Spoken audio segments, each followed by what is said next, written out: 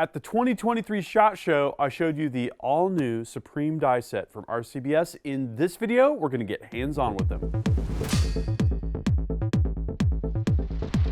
Gavin Gu here from UltimateReloader.com. That's right.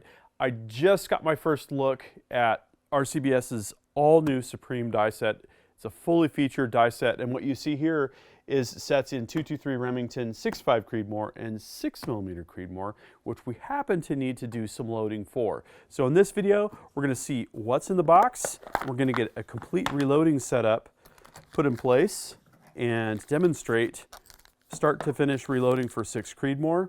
Here is our chamber gauge, a really nice addition. We've got, this would be the seating die. We've got full-length sizer die and a shell holder. So this is more or less everything you need in terms of the caliber specific parts that you'd be adding to your press. So with a sizer, a seater, a shell holder, and a chamber gauge, we have pretty much everything we need that's caliber specific to add to our turret or our single stage press, which is what I'm going to do next. So here it is. I've got everything set up and we've been loading 6mm Creedmoor with the RCBS Supreme die set. We've also got the RCBS turret. I've got a separate video on this. We've got the RCBS Matchmaster powder dispenser, which has an accuracy of 0.04 grains, which is definitely a big step above the common 0.1 grain powder dispensers that you'll find on the market. We're using Sierra 107 grain Sierra Match Kings SMKs, which have performed really well with this Federal Premium ammunition that we've tested other 6 Creedmoor rifles with. And what we wanted to do with this loading setup was just get started in the right direction with load development for these 107 SMK hand loads that we're going to be working on. Matching the velocity, we've already shot some of it, and we've got a charge weight that's right at that just over 3,000 feet per second mark that we were seeing with the factory ammunition. We're also using the chamber gauge to check our ammunition as we're loading it. So the first thing we need to do is to size and deprime. And in order to do that, I just raised the ram, screwed the die in, waited until it was contacting the shell holder, lowered the ram a little bit, gave it a bit of extra feeling for just a touch of cam over.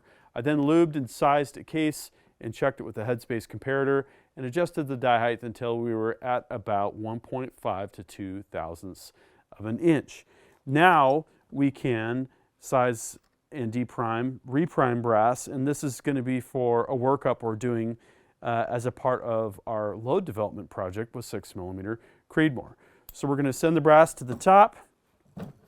We're going to pull the priming lever for this slider. We're going to insert it under the case, prime the case. You can feel that really distinct, and when we go up a little bit, it's going to automatically release that. So now we've got a primed case that's been resized, and we're just going to repeat that for the rest of the 5.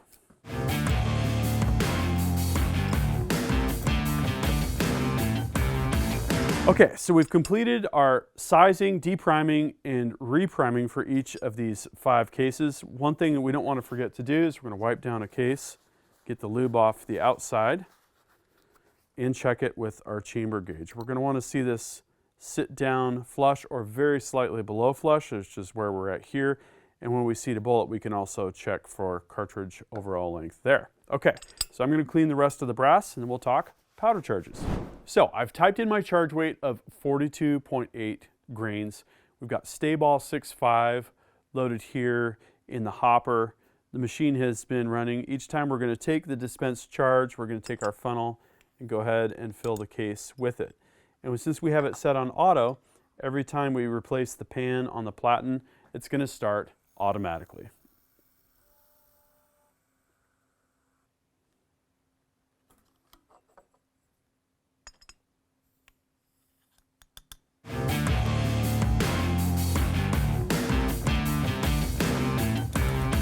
All right, powder charging is done. Now it's time to seat bullets, and this is where a turret press is really handy. We just swing the seater die into position. This die is pretty easy to set up. I put a piece of brass in the shell holder, sent the ram up to the top, and screwed the die down until I could feel the die body contact the shell casing. This die has a built-in crimp feature, which is really nice for semi-autos. In fact, we might be doing something with 6 Creed semi-auto at some point. So a nice capability to have, but if you don't need to crimp and if you don't want to crimp, you can just turn the die in until you feel that die barely contact the shell case. Okay, then lower it back down, put in a piece of factory ammunition that we're duplicating. We're just going to start with their bullet seating depth, run it back up. Now I've already backed the seater plug back out, and I screw that down until I feel it contact the ogive of the bullet. Give it a little bit of pressure, lock the lock nut, and then check my cartridge overall length or my base to ogive, depending on how precise I feel like getting. The die is more or less now set up. We could slightly adjust our bullet seating depth, perhaps as a part of our load development process, and so on and so forth. Now, this is the part of the process of reloading ammunition that I kind of think is the most fun. You've got your cartridge, you've got your bullet. It's nice and easy, and it's really satisfying to seat the bullet and then see, there we go, there's the finished product. So I'm going to go through the 5 of these. And if we had a 2-die setup like this, we could run 3 different cartridges on the RCBS turret press because we've got 6 stations total, and that's a nice capability.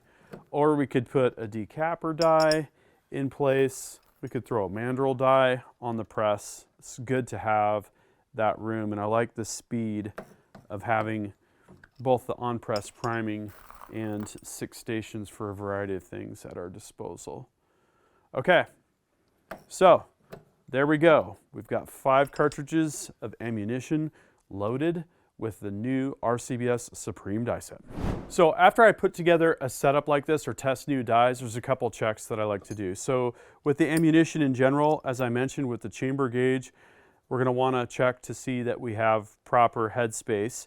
And that has to do with the sizing die, but then we can also check that we're within cartridge overall length. This is 2.8 inches long, and that means if you don't have bullets protruding, that you're going to be doing just fine in your .308 magazine-fed AR-10 or bolt-action rifles that use 2.8-inch long magazines. And of course, that's for that 2.8-inch class of cartridges. The chamber gauge will reflect whatever maximum cartridge overall length should be. Okay, let's grab a runout gauge and see how the seating die did. So what I can do here is put this into the gauge, and we're going to roll the cartridge. Wow, that one only has 1/1000 of runout. Check a few of these. This one, couple thou plus a touch, so that's plus or minus 1/1000, one on each side. Check a third one here. Okay, so yeah, just over 1/1000 total. That's really good runout results. And of course you have to have good brass, because if your case necks are wobbling, your bullets are also going to wobble. But with this particular bullet seating die for 6 Creed as a part of that 6 Creed Supreme die set, looks like we're getting really good results. Okay, so don't forget to check out the other videos, and if you have feedback, are you loading 6 Creed more? What's your favorite powder or bullet that you're using? Are you using the RCBS turret or the Matchmaster or the new Supreme die set? Drop a comment and we'll start a discussion about what you're doing and what you think of these products. That concludes this video, and that means it's time to wrap it up. I hope you enjoyed this video. Don't forget to like and subscribe. Also, we're on Facebook, YouTube, Rumble, where we've got unrestricted content, and Instagram. Make sure to follow us on all those channels. Ultimate Reloader also has a commercial solutions division serving law enforcement, the military, and the gun industry. We have some unique capabilities, including a comprehensive suite of recoil testing and evaluation capabilities, trigger profiling, and more.